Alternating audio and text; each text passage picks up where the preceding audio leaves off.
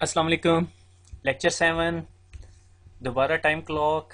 मेरे ख्याल में लास्ट लेक्चर 35 मिनट्स का हो गया था, मगर मेरी थोड़ी सी तसल्ली नहीं हुई थी। पर आज पूरी कोशिश है कि लेक्चर छोटा ही रखूं, क्योंकि कुछ लोगों की फ़ीडबैक फिर आ रही है। और क्वेश्चन एंड आंसर आज मैंने इंक्लूड नहीं किए क्योंकि मैं बिज़ी रहा, लैब प्रिपेयर कर रहा था। और मेरी कोशिश होगी नेक्स्ट 48 आवर्स के अंदर अंदर आपको जो पहली लैब है वो भी पकड़ा दूँ। ठीक है। मेन तो लैब वर्क जो सा है मेरे ख्याल में ICND 2 में है, क्योंकि अगला जो चैप्टर आ जाएगा वो हमारा फिर आगे वायरलेस का इंक्लूड हो जाएगा। और पर आज की प्रेजेंटेशन जब कंप्लीट होगी और लैब की अलहदा मैं वीडियो लोड करूंगा और उसका नेमिंग कन्वेंशन CCNA लैब 1.1 रखूंगा। 1 से मुराद ICND 1 की पहली लैब। ठीक हो गया। और thanks for liking on the Facebook. Website थोड़े अरसे तक पहुंच जाएगी ये आप तक, और जो ब्लॉग की साइट है उस पर लेक्चर्स अपडेट हो रहे हैं, तो कोई मसला नहीं है इस सिलसिले में। स्टार्ट करते हैं। बिस्मिल्लाहिर्रहमानिर्रहीम। और urdu.it academy.blogspot.com के ऊपर राइट साइड पे अगर आप जाएं तो track IP on the right hand side जो है वो एक वर्डिंग लिखी हुई है ट्रैक IP, उसको क्लिक करें तो एक नए पेज में ले जाता है और वहाँ से आपको IP एड्रेस बता देगा आपका IP एड्रेस कौन सा है। लास्ट प्रेजेंटेशन में मैंने जब आपको बताया था, किसी बच्चे ने सवाल किया था कि जी हमारा 192.168 IP एड्रेस होता है, तो मैंने कहा क्यों ना वेबसाइट के ऊपर एक ऐसा पेज डाल दूं जो आपको आपका रियल IP एड्रेस बताए, जो पब्लिक IP एड्रेस आप लेके जा रहे हैं। तो जब जस्ट आप उस ट्रैक IP एड्रेस को क्लिक करेंगे तो वो आपको ऊपर एक सर्च का ऑप्शन देगा, नीचे अगर आप चले जाएंगे तो वो बता देगा ये आपका IP एड्रेस है। वो आपका एक्चुअल IP एड्रेस होगा जो आप को आपका PTCL या आपका सर्विस प्रोवाइडर दे के आपको इंटरनेट पे भेज रहा है, वो आपका एक्चुअल पब्लिक IP एड्रेस होता है। जो आपके कंप्यूटर पे नज़र आ रहा है वो आपका प्राइवेट IP एड्रेस होता है, और उस प्राइवेट IP एड्रेस के साथ आपका पब्लिक IP एड्रेस मैप हुआ होता है। ये काम आपका DSL का राउटर, कुछ सिनेरियोज में आपका DSL का राउटर कर रहा होता है। आगे चलते हैं। ये नेटवर्क इंटरफेस कार्ड्स हैं। ठीक है। जब भी आप लोगों ने नेटवर्किंग करनी होती है तो आपने अपने कंप्यूटर को जब कनेक्ट करना होता है किसी भी चीज़ के साथ, तो आपके पास केबल होती है और वो केबल आपके कंप्यूटर के अंदर एक इंटरफेस के अंदर जा रही होती है जो नेटवर्क इंटरफेस कार्ड कहलाता है। ठीक है। ये जो पर्टिकुलर कार्ड है जो ये आपको लोअर राइट हैंड साइड के ऊपर नज़र आ रहा है, ये वाला, ये ईथरनेट कार्ड है। RJ45 का कनेक्टर लगेगा और ये आपके कंप्यूटर का PCMCIA कार्ड सॉर्ट ऑफ चीज़ है। अगर आप लैपटॉप में जाएं तो लैपटॉप में ऐसा कार्ड नहीं होता, मगर वो एक्चुअली मदरबोर्ड के ऊपर बिल्ट इन होता है। कुछ अगर आप डेल की या HP की वो जो उसे क्या कहते हैं ब्रांडेड मशीन ले लें तो उसमें शायद आपको PCI कार्ड नहीं होगा, मगर आपका इंटरफेस इन शॉर्ट ऐसा सही होगा। ये आपका वायरलेस का कार्ड है। अगर आपको वायरलेस की नेटवर्किंग करनी पड़ जाए तो आपके पास केबल नहीं होती, मगर इस तरह का एक डिवाइस होती है जो PCI कार्ड होता है और उसके साथ एक एंटीना लगा हुआ होता है। ठीक है। अब तो लेटेस्ट जो 2.4 और 5 गीगाहर्ट्ज के आ गए हैं उनमें आपके पास USB डोंगल्स भी आ जाते हैं आपके लैपटॉप के अंदर। हालांकि जबकि आपका जो वायरलेस कार्ड है वो थोड़ा डिफरेंट स्नैरियो के अंदर होता है, यानी वो इस तरह की कोई चीज़ नहीं होती। वो आपके मदरबोर्ड के ऊपर बिल्ट इन होगा या आपके मदरबोर्ड पे एक छोटी सी PCIe स्लॉट के अंदर लगा हुआ होगा और उसके साथ से दो एंटीनाज निकल के आपके मॉनिटर की स्क्रीन के पीछे हो लगे हुए होते हैं, वो जो कि आपको नज़र नहीं आ रहे होते। और ट्राई भी ना कीजिएगा खोल के, मेरी बात पे यकीन कर लें, क्योंकि इस हफ्ते मैं 3 खोल चुका हूँ। ठीक है। बहरहाल, तो जब आप अगर कभी भी आपको इत्तेफाक हो तो आप अपना कंप्यूटर लैपटॉप खोलें तो उसके अंदर वायरलेस कार्ड अगर हुआ तो वायरलेस कार्ड के ऊपर दो स्मॉल डॉट्स टाइप की चीज़ें होती हैं, वो UFI इंटरफेसेस कहलाते हैं। उनसे दो केबलें निकल के आपकी आपके लैपटॉप के अंदर से निकल के आपकी स्क्रीन के पीछे तक जा रही होंगी। स्क्रीन के पीछे एक इस तरह की, डिपेंडिंग ऑन द मॉडल, इस तरह की दो सर्किटरीज होंगी, रब प्लास्टिक की बनी हुई होती हैं, और वो ये दो केबल्स यूँ निकल के और आपके वायरलेस के लैन कार्ड पे लगी हुई होती है। ये लैपटॉप की सिचुएशन है और ये एक्चुअली आपकी स्क्रीन होती है और आपकी स्क्रीन के पीछे लगे होते हैं ताकि वो सिग्नल्स कैप्चर कर सकें। ठीक हो गया। तो बहरहाल ये नेटवर्क इंटरफेस कार्ड होता है जिसके अंदर आपकी केबल प्लग इन होती है। उसके बाद आगे चले जाएं तो जी ये फाइबर के मॉड्यूल्स आ गए हैं। ठीक है। हालांकि मैंने प्रेजेंटेशन के ऊपर लिखा हुआ 1000 base T and 1000 base SX। Okay. 1000 का मतलब है 1 गीगाबिट की स्पीड है, बेस बैंड ट्रांसमिशन। T का मतलब ट्विस्टेड पेयर केबल और SX का मतलब फाइबर। SX फाइबर की टाइप्स होती हैं, एक फाइबर होती है बेस SX मल्टी मोड और LX सिंगल मोड। आपको इसकी इन डेप्थ में जाने की जरूरत नहीं, मल्टी मोड क्या होती है और सिंगल मोड क्या होती है और उसकी क्या लिमिटेशंस और क्या कुछ है। बस जस्ट इन केस मैंने थोड़ा सा रिव्यू दे दिया है। अगर आप CCNA की बुक भी खोलें तो उसमें इन डेप्थ उसने नहीं बताया। ठीक है। तो इस स्लाइड्स में और आज के लेक्चर में मैं आपको थोड़ा सा आगे लेके गया हूँ, लेटेस्ट टेक्नोलॉजी इसमें इंट्रोड्यूस कराई है, क्योंकि सिस्को ने आपको सिर्फ ये चीज़ डिस्कस की है, ये चीज़ डिस्कस नहीं की, ये लेटेस्ट है। मुझे नहीं पता पाकिस्तान में कहीं यूज़ हो रही है नहीं, बहरहाल ये वर्ल्ड वाइड बहुत ज़्यादा यूज़ हो रही है। ठीक है, ये स्मॉल फॉर्म फैक्टर, छोटा साइज हो गया इसका। ठीक है, बहरहाल पहले चलते हैं बेस एस एक्स और एल एक्स। अगर किसी इंटरफेस के आखिर में एस एक्स लिखा हुआ है तो इसका मतलब मल्टी मोड है, और एल एक्स लिखा हुआ है तो सिंगल मोड है। अगर 1000 बेस एस एक्स लिखा हुआ है तो इसका मतलब फाइबर की केबल की बात हो रही है, फाइबर के मॉड्यूल की बात हो रही है, और जो सिंगल मोड सपोर्ट करता है और मल्टी मोड। सिंगल मोड और मल्टी मोड को थोड़ा सा बयान कर दूं। सिंगल मोड एक ऐसी फाइबर होती है जिसमें एक फाइबर की बीम जा रही होती है, और मल्टी मोड ऐसी होती है जिसमें मल्टीपल फाइबर की बीम्स जा रही होती है। मेरे ख्याल में मैं ठीक बता रहा हूँ। ठीक है, सिंगल सिंगल मोड जिसे शॉर्ट हॉल कहते हैं वो 220 मीटर्स तक लेके जाती है, depending on the fibre types. ठीक है, मैं उसकी डेप्थ में नहीं जा रहा। ठीक है, और जो सिंगल मोड फाइबर होती है, जो एल एक्स होती है लॉन्ग हॉल, वो जो सा है वो 5000 मीटर्स तक लेके जाती है, मतलब 5 किलोमीटर तक रफली ले जाती है।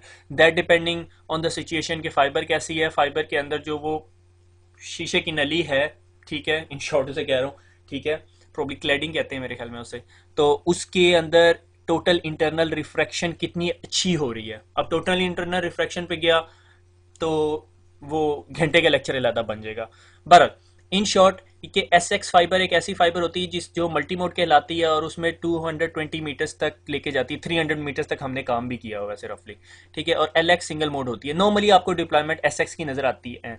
ये जो इंटरफेस या ये जो मॉड्यूल होता है ये आपके स्विच के अंदर लगा हुआ होता है। ठीक है, आप लगाते हो, बकायदा बाय करते हो, इसको कस्टमाइज करते हो। जब आपने स्विच बाय किया, आपने देखना है स्विच को कैसे कनेक्ट करना है, फाइबर से करना है, और फाइबर आपके पास मल्टी मोड नॉर्मली लगी होती है। ये देख रहे हो आप, इसके ऊपर लिखा भी हुआ है 1000 एस एक्स। इसका मतलब है कि ये जीबिक है 1000 एस एक्स का। ठीक है, अब से 3 एक साल पहले जो से ये जीबिक्स यूज हुआ करते थे, अभी भी यूज होते हैं। ठीक है, गीगाबिट इंटरफेस कार्ड्स। अब जो सिस्को ने नए स्विचेस लाए हैं उसमें जीबिक्स का ऑप्शन खत्म हो गया है, और अब आप यूज करते हो S F P, small form factors. Okay, ये दोनों एक ही काम करते हैं। ठीक है, डिफरेंस इतना है कि ये पूरे का पूरा जो मॉड्यूल है ये रफली इतने इतने साइज का है। ठीक हो गया। ठीक है, ये इसीलिए इसे स्मॉल फॉर्म फैक्टर कहते हैं। इसकी स्पीड और वो भी छोड़ दें। अगर आपने फाइबर यहाँ पे लगाई हुई है 1 गीगाबिट की फाइबर, तो 1 गीगाबिट की फाइबर ये देगा, स्पीड का कोई डिफरेंस नहीं, दोनों गीगाबिट को सपोर्ट करते हैं। बस ये बड़ा इंटरफेस है, ये छोटा इंटरफेस है, बल्कि इंटरफेस नहीं कहना चाहिए, इसे मॉड्यूल कहना चाहिए। ये मॉड्यूल्स हैं, आपके स्विच के अंदर जाते हैं और फिर आप इसके ऊपर फाइबर प्लग इन करते हो। ठीक है, सिस्को अपनी बुक के अंदर जीबी का जिक्र करता है, एसएफपी का जिक्र नहीं करता। हालांकि लेटेस्ट कोर्स है 2011 का कोर्स है, जो नया सीसीएन है, आईसीएनडी है, उस बुक को फॉलो कर रहे हैं, उसने बिल्कुल जिक्र नहीं किया। पर मैंने कहा आपको up to date latest market का नॉलेज दे दिया जाए कि अब जो लेटेस्ट मार्केट में यूज़ होते हैं नए स्विचेस आते हैं, लाइक सिस्को 3560 जो से है, उसमें जीबिक नहीं लगता, उसमें एसएफपी लगता है। मैं दिखाऊंगा अभी आगे आपको, मैंने उसकी पिक्चर्स ली हैं। जबकि 3550 के अंदर 3550 ये जो मॉडल नंबर मैं बता रहा हूँ ये स्विचेस के हैं, 3550 के अंदर ये लगते हैं। ठीक है, इसमें डिफरेंस क्या है मैं भी आगे आपको दिखाता हूँ। ठीक है, मैं इंटरफेसिस का डिफरेंस बता रहा हूँ, टेक्नोलॉजी डिफरेंस हम लोग बिल्कुल डिस्कस नहीं कर रहे हैं यहाँ पे। ठीक हो गया, बस बता रहा हूँ एक जीबी के एक एसएफपी। आपके सामने कोई जीबी की बात करो तो आप बिल्कुल जहन में ये वाली पिक्चर ले आए। ठीक है, ये वाली, और कोई आपके सामने एसएफपी की बात करे तो ये ले आए। ठीक है, इस जीबी के अंदर आपको जो जीबी फाइबर को सपोर्ट करता है वो एसएक्स कहलाता है। ये एस एफ पी भी फाइबर को सपोर्ट करता है, एस एक्स या एल एक्स कहलाएगा। नॉर्मली आप एस एक्स यूज करते हो। अगर इसके आगे टी लिखा हुआ है तो इसका मतलब इस इंटरफेस के ये जीबिक ऐसा है जिसके अंदर इथरनेट लग सकती है। ठीक है, मैं भी आपको आगे उसकी पिक्चर दिखाता हूँ। ठीक है, अब हम अगर आगे चलें तो अभी इथरनेट से थोड़ी देर के लिए ज़हन उठा लें, कॉपर से हटा लें, अभी फाइबर की बात कर रहे हैं हम लोग। ठीक है, ये फाइबर के मॉड्यूल्स हैं। ठीक है, तो फाइबर के अंदर जो इंटरफेसेस होते हैं ये आपकी 2 फाइबर केबल्स हैं। ठीक है, ये जो फाइबर इंटरफेस है ये कहलाता है LC, और ये कहलाता है SC। ठीक है, SC इंटरफेस जीबी के अंदर इस्तेमाल होता है, ये देख रहे हो। ठीक है, और LC इंटरफेस जो है वो SFP के अंदर इस्तेमाल होता है। ठीक है, इन दोनों में क्या डिफरेंस है? कोई डिफरेंस नहीं, बट इंटरफेसिस का डिफरेंस है। आप जाके मार्केट से फाइबर ले लो, उसे को SC टू LC फाइबर दे दो, तो फाइबर का एक इंटरफेस इस साइड इस तरह का होगा और एक इंटरफेस इस तरह का होगा। आपको नहीं, मुझे LC टू LC केबल चाहिए, तो दोनों साइडों के इंटरफेसिस ऐसे होंगे। फाइबर के अंदर यानी ये जो दो स्ट्रैंड्स हैं केबल के, एक और एक, दो स्ट्रैंड्स, इनमें से एक ट्रांसफ़र होता है, एक ट्रांसमिट कर रहा होता है और एक रिसीव कर रहा होता है, ठीक है। अगर आप ये एस एफ पी या ये जी बी अपने स्विच के अंदर लगाओगे तो आपको इसके ऊपर अगर ध्यान से देखोगे ना तो आपको इसके ऊपर एक लाइट नजर आएगी, मगर इसके ऊपर नहीं लाइट नजर आएगी। इसका मतलब ये ट्रांस है और ये रिसीव है। अगर आप इस पिक्चर को जरा गौर से देख सकते हैं तो ये देखें, इसके ऊपर एक एरो बना हुआ है जो अंदर की तरफ है और ये जो है ये ट्रांसमिट का है। तो अगर आप इस मॉड्यूल को लगाने के बाद ज़रा ध्यान से देखेंगे तो आपको नज़र आ रहा होगा कि जो ट्रांसमिट का है, यानी ये मॉड्यूल ट्रांसमिट कर रहा है एक beam of light. I hope आप सबको पता होगा कि फाइबर के अंदर बीम ऑफ लाइट ट्रेवल करती है, तो वो आपको यहाँ पे एक रेड लाइट नज़र आएगी। मैं आपको रिकमेंड नहीं करता कि आप अपनी आंख से देखें, मगर मेरे पास एक और टेक्निक है। मैं नॉर्मली क्या करता हूँ, अपने मोबाइल को ऑन करके उसके कैमरा इसके आगे करता हूँ तो कैमरे के अंदर रेड लाइट नज़र आ रही होती है मुझे स्क्रीन के ऊपर अपने मोबाइल के। That's the best way, safest way है, ठीक है। जब तो ये आपका ट्रांसमिट हुआ और ये रिसीव हुआ, यानी एक केबल ट्रांसमिट होगी एक रिसीव होगी। अगर मैं यहाँ से एक फाइबर लगा के दूसरे स्विच के पास लगाता हूँ, यानी मेरे पास से एक 3550 स्विच है और एक 3560 स्विच है। 3550 के अंदर जो सा है ये जीबिक मॉड्यूल लगेगा और 60 के अंदर जो सा है ये एसएफपी मॉड्यूल लगेगा। तो मुझे कौन सी फाइबर चाहिए होगी, सेम मैंने एक ही कमरे में रखे हुए, डजंट मेक एनी सेंस, मगर फिर भी ठीक है। तो मैं ये एक केबल बाय करूंगा मार्केट से जो एससी टू एलसी होगी। मैंने कहा जी 10 मीटर की मुझे एससी टू एलसी दे दो, और ये जो सा है ट्रांसमिट का जो सा है ये इंटरफेस यहाँ पे लगा दूंगा और ये वाला इंटरफेस उठा के यहाँ पे लगा दूंगा। अब ये जो इसका ट्रांस होगा वो इसके रिसीव के अंदर लगेगा, यानी इधर से बीम ऑफ लाइट निकल रही है और इधर से बीम ऑफ लाइट निकल रही है। ये वाला जो इंटरफेस होगा ये इस फाइबर के इस इंटरफेस तक जाके कनेक्ट होगा और इसके जो ट्रांसमिट है वो यहाँ पे आके लगेगी, और ये वाला एलसी वाला इंटरफेस मैं एक्चुअली इसी तरह यहाँ पे जाके लगा दूंगा। ठीक हो गया।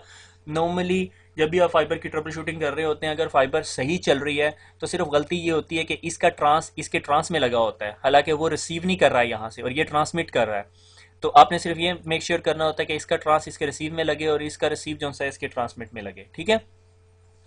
बहरहाल अगर इसकी समझ नहीं आई तो कोई टेंशन की बात नहीं है, सिस्को ने इसको इतनी डिटेल में नहीं डिस्कस किया हुआ, बल्कि ये इंटरफेसेस भी मेरे ख्याल में नहीं दिखाई है, वैसे ही मुझे शौक है ज़्यादा पढ़ाने का, ठीक है। बहरहाल ये एससी कनेक्टर होता है और ये एलसी कनेक्टर होता है, ठीक है। एलसी एसएफपी में यूज़ होता है और एससी जो है फाइबर में यूज़ होता है। बाकी आप जब प्रैक्टिकल लेवल पे काम करेंगे तो आपको खुद समझ आ जाएगी, ठीक है। आगे चलते हैं। आपको याद है अभी मैंने आपको जो एस एफ पी और जीबिक दिखाया था वो फाइबर का था, ये एस एफ पी और जीबिक ईथरनेट के हैं। अगर आपने गीगाबिट कनेक्ट करना है तो आप सिर्फ RJ45 की केबल जैसी जो ईथरनेट की नॉर्मल केबल है वो इसमें जाके लगाते हैं, दैट्स इट, कोई मसले की बात नहीं है। ठीक हो गया। ये देखो, अगर आप मैं अब इसको आप इसको जूम करके नहीं दिखा सकता, इसके ऊपर लिखा हुआ है 1000 बेस टी, ओके। ये सिस्को का नहीं, ये पता नहीं मैंने वैसे कहीं से उठाया। मैं देखो कॉपर कैटेगरी 500 मीटर्स लिखा हुआ है इसके ऊपर, अगर आप गौर से देखें, ठीक है। ये देखो सिस्को 3560 का स्विचेस का स्टैक है, ये 3560 24 है। देखो अगर आप इसको ध्यान से देख सकें तो कुछ इनमें पीओई है, जो लंबा स्विच होता है वो नॉर्मली पीओई होता है, पावर ओवर ईथरनेट। उसकी ईथरनेट के ऊपर से आपको पावर भी मिल रही होती है, वो डिफरेंट सिचुएशन है, हम पढ़ेंगे बाद में, ठीक है। पर ये देख रहे हो आपको यहाँ पर आपका ये जीबिक नहीं फिट आ सकता, इधर आपका एस एफ पी ही फिट आएगा, ठीक है। तो एस एफ पी फिट आएगा और ये जो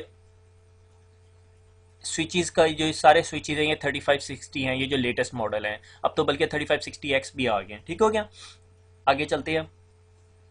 ये सिस्को का 3550 है जिसमें जीबिक्स यूज़ होते हैं। ये बिल्कुल एग्जैक्ट सेम पिक्चर है जो मैंने लगाई है, यहाँ से निकल के इसके अंदर आके लग जाता है, और ये जो सा है ये ईथरनेट का ऐसे जीबिक है और ये इसके अंदर आके लग जाएगा अगर आपने ईथरनेट कनेक्टिविटी देनी है या फाइबर कनेक्टिविटी देनी है। ये नॉर्मली इंटरफेसेस, और इसके अंदर ये वाले जो नॉर्मल इंटरफेसेस होते हैं ये नॉर्मली आपके अपलिंक इंटरफेसेस होते हैं।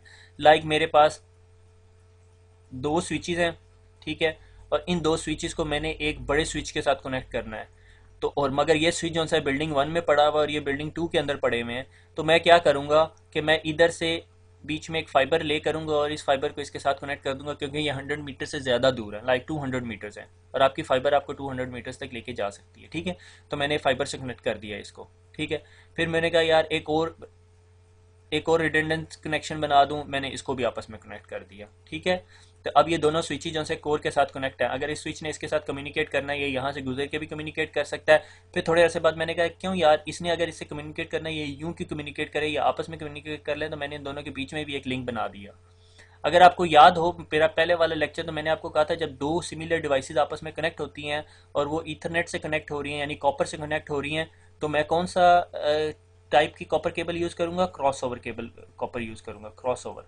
ठीक है, अब मैं CROSS माउस से नहीं लिख सकता, क्रॉस ओवर केबल यूज़ करूँगा। ठीक है, क्यों? क्योंकि दो सिमिलर डिवाइसेस कनेक्ट हो रही है, ये आपस में फाइबर है, तो इसमें क्रॉस ओवर का कोई चक्कर नहीं है। बस इसका ट्रांस इसके रिसीव में लगना चाहिए, इसका रिसीव इसके ट्रांस में लगना चाहिए। ठीक हो गया, आगे चलते हैं। कॉन्फ़िगरेशन, हमारा चैप्टर 1 ख़त्म हो गया, मुबारक हो। यानी हमने रफली 7 लेक्चर्स के अंदर चैप्टर 1 कंप्लीट किया है, जो मैंने टाइम कैलकुलेट किया तो रफली 6 आवर्स बने। ठीक है, और हमारे पास रफली 4 चैप्टर्स है पहली बुक के अंदर, तो 24 घंटे के अंदर हम लोग पहली ICND कंप्लीट कर लेंगे इंशाल्लाह। विदाउट लैब्स मैं कोई गारंटी नहीं दे सकता। ठीक है, तो कॉन्फ़िगरेशंस, अब आपके पास आपको बेसिक थोड़ा सा कॉन्फ़िगरेशन का उसने बताना शुरू कर दिया सिस्को कि अगर आप बुक में चले जाएं पहले चैप्टर के एंड और दूसरे चैप्टर के शुरू में, ये आपकी टूल सेट है। ठीक है, जब भी आपने कोई स्विच लिया, अभी हम स्विच की बात कर रहे हैं, हम राउटर की बात नहीं कर रहे। ठीक है, जब भी आपने कोई स्विच लिया, आप स्विच को जब ऑन करते हो तो स्विच ऑन होते साथ अपने हार्डवेयर चेकिंग रूटीन चलाता है, जिसे पावर ऑन सेल्फ टेस्ट या पोस्ट टेस्ट कहते हैं। ठीक है, जब मैं लैब दिखाऊंगा तो मैं उसमें दिखाऊंगा कि आपका सिस्टम कैसे वो पावर ऑन सेल्फ टेस्ट कर रहा है। ठीक है, कि अपने तमाम कंपोनेंट्स देखता है, यार मेरी वो सारी चीज़ें लगी हुई हैं, तमाम इंटरफेसेस लगे हुए हैं, सारा कुछ है। ठीक है, उसके बाद जब वो अपना पावर ऑन सेल्फ टेस्ट चला लेता है, उसके बाद सिस्टम जो है वो अपनी स्टार्टअप रूटीन चलाता है और अपना iOS लोड करता है। ठीक है, iOS क्या है? सिस्को की तमाम डिवाइसेस के ऊपर एक ऑपरेटिंग सिस्टम पड़ा हुआ होता है जो इंटरनेट ऑपरेटिंग सिस्टम कहलाता है। लाइक आपके सिस्टम के ऊपर विंडोज़ का ऑपरेटिंग सिस्टम पड़ा हुआ होता है। ठीक है, जो आपको इंटरफेस प्रोवाइड करता है between the user and the hardware appliance. ठीक है, लाइक आपने अपनी हार्ड ड्राइव अपनी CD-ROM से CD इजेक्ट करनी है, तो आप वो CD को राइट क्लिक करके इजेक्ट कर लेते हैं। तो क्या हुआ कि आपके हार्डवेयर की लेयर के ऊपर आपका ऑपरेटिंग सिस्टम बैठा हुआ है जो आपको इंटरफेस प्रोवाइड कर रहा है। अगर आपको खुद ये कोड लिखना पड़े कि CD इजेक्ट करनी है, CD डालने का, तो आप में से पता नहीं कितने % लोग ना कर सकें, बल्कि मैं भी ना कर सकूं। ठीक है, तो इस चीज़ को यूज़र फ्रेंडली एनवायरनमेंट बनाने के लिए ऑपरेटिंग सिस्टम रखा जाता है। ठीक है, सिस्को का भी जो ऑपरेटिंग सिस्टम रखा जाता है वो यूज़र फ्रेंडली बनाता है इंजीनियर के लिए। हर बंदा उस ऑपरेटिंग सिस्टम को नहीं चला सकता, इसीलिए आप CCNA कर रहे हैं। ठीक है, कि वो ऑपरेटिंग सिस्टम जो सा है वो लोड होता है, पावर ऑन सेल्फ टेस्ट के बाद वो ऑपरेटिंग सिस्टम लोड होता है। उसके बाद find and apply software configuration, जब वो लोड हो जाता है, ऑपरेटिंग सिस्टम लोड हो गया, मगर उसको ये नहीं पता कि मैंने अब इस राउटर के अंदर किस इंटरफेस को क्या करना है, तो उसके लिए वो अपनी कॉन्फ़िगरेशंस लोड करता है। ठीक है, वो कॉन्फ़िगरेशन कहाँ पड़ी होती, कहाँ से उठाता है, इस एन अदर इशू, मेरे ख्याल में अगली स्लाइड में हम लोग वो डिस्कस कर रहे हैं। तो कैसे लोड होगा?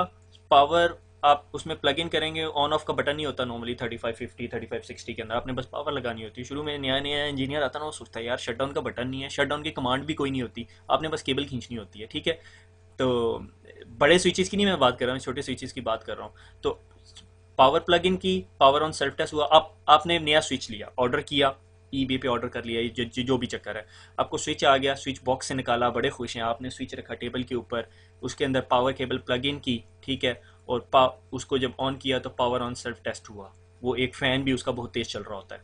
ठीक है, फिर उसके बाद iOS लोड हुआ। ठीक है, iOS लोड होने के बाद उसने देखा उसके पास कॉन्फ़िगरेशन है, तो कॉन्फ़िगरेशन लोड कर देगा। अगर नहीं होगी तो वो आपसे लेना शुरू करेगा, आपको कहेगा do you want to configure it, आप कहोगे यस, और वो कुछ बेसिक इन्फॉर्मेशन आपसे लेने के बाद सिस्टम लोड कर देगा। ठीक है, कॉन्फ़िगरेशन करने के लिए, ठीक है, यानी राउटर को कॉन्फ़िगरेशन कहाँ से दे सकते हो? पहला ऑप्शन है कंसोल से कनेक्टिविटी कर सकते हो आप। ठीक है, आपका जो राउटर कह रहा हूँ, स्विच के पीछे एक कंसोल पोर्ट होती है, आप केबल उसमें प्लग इन करते हैं, इस प्रेजेंटेशन की स्लाइड के आखिर में मैंने दिखाई हुई है। ठीक है, वो आपके स्विच की कंसोल पोर्ट में लगी होती है, आपके स्विच के पीछे कंसोल पोर्ट होती है। ठीक है, फ्रंट पे नहीं होती, पीछे होती है। ठीक है, बैक पे कंसोल पोर्ट लगी हुई होती है, आप उसमें केबल प्लग इन करते हो, और उस केबल का दूसरा सिरा जौन सा होता है, दूसरा हेड जौन सा होता है, वो कॉम पोर्ट की तरह का होता है। आप अपने कंप्यूटर के पीछे अगर एक कनेक्टर देखें, वो DB9 का कनेक्टर होगा। ठीक है, उसके अंदर प्लग इन होता है, वो COM1 कहलाता है आपका नॉर्मली। ठीक है, उसमें प्लग इन होता है, और वो केबल जौन सी है वो आपकी कंसोल केबल होती है। अगर आप स्विच नया बाय करें तो आपको एक ब्लू कलर की सिस्को के पास से केबल आती है, उस बॉक्स के अंदर होती है, वो आपका एक एंड जो है आप अपने कंप्यूटर में लगाते हैं और दूसरा एंड जो है वो स्विच के बैक में लगा देते हैं। ठीक है, वो कंसोल कनेक्टिविटी है। फर्स्ट टाइम जो स्विच की कॉन्फ़िगरेशन होती है वो हमेशा कंसोल से होती है। फिर दूसरा ऑप्शन है रिमोट टर्मिनल। याद है जब मैंने आपको शुरू की स्लाइड में एक राउटर स्विच दिखाया था, स्विच राउटर दिखाया था, नॉर्मली राउटर के अंदर ये ऑप्शन होता है। रिमोट टर्मिनल ऑक्सिलरी पोर्ट होती है, इसके साथ मॉडेम होता है, आप उसमें डायल इन करें, मगर इसके लिए आपको कॉन्फ़िगरेशन पहले स्विच के अंदर होनी चाहिए, राउटर के अंदर कॉन्फ़िगरेशन होनी चाहिए, तब चाहिए होता है, ठीक है। इस्टेब्लिश या टर्मिनल टेलनेट सेशन करना हो, इसके लिए भी आपके पास पहले कॉन्फ़िगरेशन होनी लाजमी है। या आप अपने स्विच को कहते हैं यार आप ऐसा करो जिस तरह ही आप बूट हो, मगर ये भी कॉन्फ़िगरेशन आपको स्विच को बतानी पड़ती है कि जब भी आप बूट अप हो आपने जी फलां सर्वर से अपनी कॉन्फ़िगरेशन उठानी है, ठीक है। कॉन्फ़िगरेशन क्या होती है, आपने स्विच को बताया है भाई तुम्हारा पासवर्ड ये है, ठीक है, तुम्हारे इस इंटरफेस पे प्रिंटर लगा हुआ है वो इस वीलैन का पार्ट है, इस इंटरफेस पे सिस्टम लगा हुआ वो इस इंटरफेस का पार्ट है, इस इंटरफेस के ऊपर सर्वर लगा हुआ उसकी स्पीड 100 Mbps के बजाय 1 गीगाबिट है, ठीक है, डिपेंडिंग कि आपका स्विच उस चीज़ को सपोर्ट करता है या नहीं। तो ये सिस्टम को स्विच को कॉन्फ़िगरेशन देने के तरीके हैं। ये रिमोट टर्मिनल स्विच के अंदर नहीं होता, या राउटर के अंदर नॉर्मली होता है, ठीक है, ऑक्सिलरी पोर्ट नहीं होती स्विच के अंदर। और लास्ट ऑप्शन जो है वो सिस्को वर्क्स। सिस्को का एक नेटवर्क मैनेजमेंट प्लेटफॉर्म है नॉन एज सिस्को वर्क्स, ठीक है। इतनी डिटेल में जाने की ज़रूरत नहीं है, CCNA लेवल की चीज़ नहीं है वो, ठीक है। कि जिस तरह सिस्टम बूट होता है, आप कहते हो यार मेरे तमाम जो सिस्टम है, तमाम स्विचेज़ हैं, जब भी वो बूटअप हों वो इस IP एड्रेस से कॉन्फ़िगरेशन उठा लें, और वो IP एड्रेस जो है सिस्को वर्क्स के एक सर्वर का होगा जिसमें तमाम स्विचेज़ की कॉन्फ़िगरेशन पड़ी होगी, ठीक है। बहरहाल हम लोग जिस चीज़ पे एम्फेसाइज करेंगे वो कंसोल कनेक्टिविटी होगी पहली लैब में, और दूसरी लैब में हम हमेशा टेलनेट किया करेंगे। पहली कनेक्टिविटी के अलावा बाकी तमाम काम करने के लिए आपको स्विच के अंदर पहली दफ़ा कॉन्फ़िगरेशन डालनी पड़ेगी, क्योंकि स्विच को कैसे पता चलेगा मेरा TFTP सर्वर कौन सा है, मेरा सिस्को वर्क सर्वर कौन सा है, या मेरा IP एड्रेस कौन सा है। जब आप आउट ऑफ द बॉक्स का स्विच खरीदते हो तो आप सबसे पहले कंसोल कनेक्टिविटी करते हो, ठीक है, इसीलिए हम सिर्फ आपको ये समझ आना चाहिए, ठीक हो गया। आपने स्विच लिया, बॉक्स से बाहर निकाला, कंसोल केबल उसके अंदर लगाई, कंसोल केबल का दूसरा हिस्सा आपने PC या लैपटॉप के साथ लगाया, ठीक है, और स्विच को ऑन कर दिया। स्विच ऑन होते साथ उसने पावर ऑन सेल्फ टेस्ट किया, अपना ऑपरेटिंग सिस्टम लोड किया, और उसके बाद कॉन्फ़िगरेशन देखी, अगर उसे कॉन्फ़िगरेशन मिल गई तो उसने लोड कर दी, अगर कॉन्फ़िगरेशन नहीं है क्योंकि पहली दफ़ा आपने लिया हुआ है तो उसके अंदर वो कुछ भी नहीं करेगा और आपसे पूछेगा, आपके कमांड प्रॉम्प्ट पे आ रहा होगा कि भाई आगे क्या करना है, ठीक है। आगे चलते हैं। जब आप स्विच ले लेते हो और उसके अंदर लॉगिन होते हो तो आपको मेनली दो यूज़र लेवल मोड्स देता है। एक होता है यूज़र एग्जिट मोड और एक होता है प्रिविलेज्ड मोड, ठीक है। यूज़र एग्जिट मोड के अंदर जो है ना वो सम बेसिक कमांड्स ही दिखा रहा होता है, ठीक है, और प्रिविलेज मोड के अंदर आपको फुल एक्सेस दे देता है, आप इनेबल की कमांड देते हो और आप फर्दर उसके अंदर कॉन्फ़िगरेशन कर सकते हो, ठीक है, यानी दो एक्सेस लेवल होते हैं। और इनेबल मोड से जब आप एग्जिट मोड में चले जाते हो फिर वहाँ पे आप कॉन्फ़िगरेशन टर्मिनल करते हो तो आप ग्लोबल कॉन्फ़िगरेशन मोड में भी चले जाते हो, वो हम आगे जाके डिस्कस करेंगे। एक यूज़र एग्जिट मोड होता है, यूज़र एग्जिट मोड के अंदर आप सिर्फ शो की कमांड और सम बेसिक काम कर सकते हो। अगर आपने स्विच का पासवर्ड चेंज करना है तो आप यहाँ पे नहीं कर सकते, आपको प्रिविलेज्ड मोड में जाना पड़ेगा। प्रिविलेज्ड मोड में आपको अपने स्विच के ऊपर फुल कमांड एक्सेस होती है, और जिस तरह आप इनेबल की कमांड देते हो तो आप प्रिविलेज मोड पे चले जाते हो और आपका जो कर्सर होता है वो पाउंड साइन में कन्वर्ट हो जाता है, ठीक हो गया। और उसके बाद फिर आप ग्लोबल कॉन्फ़िगरेशन में जाके मजीद फर्दर इंटरफेसेस में जाके कॉन्फ़िगरेशन कर सकते हो। We will see how it works, okay. ये आपकी कंसोल केबल है, जिस तरह मैंने आपको दिखाई थी कि कंसोल केबल का एक जो पोर्शन है वो आपके कंप्यूटर में लगा हुआ होगा, और दूसरा पोर्शन जो है ये आपकी कंसोल पोर्ट में जाके लगेगा। आपकी कंसोल पोर्ट ईथरनेट की तरह की होती है, RJ45 की तरह, ये उसमें जाके लगेगा, ठीक है। तो आप जब अपने कंप्यूटर में ये करोगे उसके बाद आप अपने कंप्यूटर में स्टार्ट प्रोग्राम्स के बाद मेरे ख्याल में कम्युनिकेशन एसेसरीज़ में, कम्युनिकेशन में हाइपर टर्मिनल की एप्लीकेशन है। मैं आपको लैब जो अगली लैब मैं रिकॉर्ड करूंगा उसमें आपको दिखाऊंगा कि जब आप उसके अंदर जाओगे और एंटर का बटन दबाओगे आपको वो डायरेक्ट स्विच के साथ कनेक्ट कर देगा, ठीक हो गया। That is it. तो हमने आज क्या पढ़ा कि कुछ जीबिक इंटरफेसेस देखे, SFP इंटरफेसेस भी देखे। SFP न्यू मॉडल्स में आते हैं, जीबिक्स पुराने मॉडल्स में आते थे, लाइक 3560 के अंदर SFP होता है, ठीक है। जब आप 3560 ले रहे हो तो आपको पता है आप जीबिक ऑर्डर नहीं करोगे क्योंकि वो जीबिक होल्ड ही नहीं कर सकता, आपको SFP बाय करना पड़ेगा। और SFP में फिर दो टाइप्स हैं, लाइक SFP जीबिक के लिए गीगाबिट फाइबर के लिए भी हो सकता है और ईथरनेट के लिए यानी कॉपर के लिए भी हो सकता है, ठीक है। और उसके बाद हमने देखा कि स्विचेस देखे 3550 3560, ठीक है। 3550 जो सा पुराना मॉडल है, 3560 नया मॉडल है, ठीक है। और उसके बाद हम लोगों ने फिर सिस्टम का बूटअप प्रोसेस देखा कि पहले पावर ऑन सेल्फ टेस्ट करेगा, फिर iOS लोड करेगा और फिर कॉन्फ़िगरेशन लेगा। अगर आपका नया स्विच होगा तो उसके अंदर कोई कॉन्फ़िगरेशन नहीं होगी, इसीलिए लोड होते साथ कहेगा आपने कॉन्फ़िगर करना है, do you want to configure it. आप येस करोगे या नो करोगे। येस करोगे तो वो आपको ऑटोमेटेड प्रोसेस से ले जाएगा, जिस तरह सॉर्ट ऑफ विजिट नहीं चलता माइक्रोसॉफ्ट के अंदर। और अगर आप कहते हो नहीं यार मैं एक्सपर्ट यूज़र हूँ, मैं खुद उसे मैनुअली कॉन्फ़िगर करूँगा, तो वो फिर आपसे एक्सपेक्ट करता है कि आप सारी चीज़ें खुद कॉन्फ़िगर करोगे। नॉर्मली आप जब CCNA कर लोगे तो आप मैनुअली कॉन्फ़िगर करोगे उसे, ठीक है। और उसके बाद फिर हमने देखा कि जौन सा है दो किस्म के मोड्स होते हैं उसके अंदर, एक्सेस लेवल के। एक यूज़र एग्जिक मोड होता है और एक प्रिविलेज्ड एग्जिक मोड होता है, ठीक है। यूज़र एग्जिक मोड के अंदर बेसिक कॉन्फ़िगरेशन होती है, प्रिविलेज्ड एग्जिक मोड के अंदर फुल आपको कमांड एक्सेस दे देता है, ठीक हो गया। तो मैं इस लेक्चर के बाद आज रात को ही होपफुली लैब प्रिपेयर कर लूँगा, तो रफली विद इन 48 आवर्स इंशाल्लाह आपको लैब भी नज़र आ जाएगी, ठीक है। वो बेसिक कॉन्फ़िगरेशन लैब है, don't expect too much from that lab, ठीक है, कि आपको पता चल जाए आपने मैनूवर कैसे करना है with in the command prompt और ऑल दो stuff. So thank you very much, दुआ में याद रखिएगा। अल्लाह हाफिज़।